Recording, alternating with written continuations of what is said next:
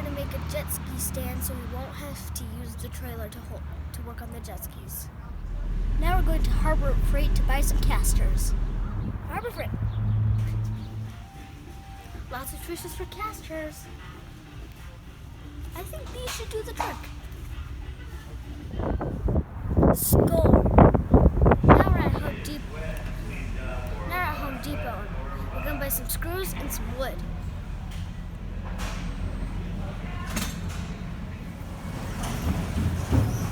We're going to need about 8 of these. Got the wood and the screws.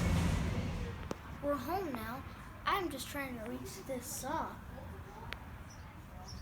There, I got it. The first 8-footer we're going to cut in half.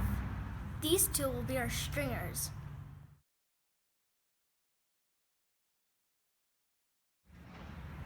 We need 2 cut at 5 feet. They will be the bunks. I cut the ends off at about 22.5 degrees. Make each long side 31.5 inches. You're going to need 8 of these. Again, a 22.5 degree cut, 16 inches on the long side. You're going to need 6 of these babies. I don't want it to split, so we're going to pre-drill.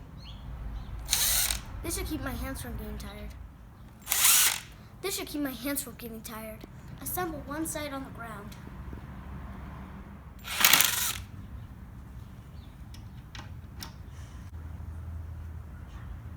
Two screws should be enough per joint. You should now have 2 pieces that look like this.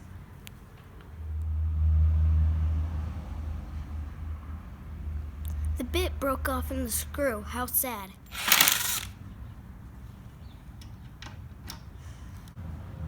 Each of these joints only get 1 screw. That way I can adjust it square before I put the second screw in each joint. Nothing is perfect, but try to get them as square as you can. A couple of our scraps on the braces really firms things up. 2 of the braces I put down the sides. I think we're ready for some casters. The 2.5-inch screws would have been too long for the casters. So I found these other screws. Oops, I need a washer or a screw with a built-in washer. These are lath screws. And plus, I'll have plenty left over to make something else. Well, we attached the casters.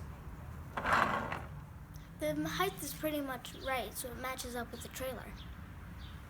I cut some carpet for the bunks. A small staple would work, but I'm going to use a big one because I have it. Look, it's done. Now I don't need the trailer in the shop.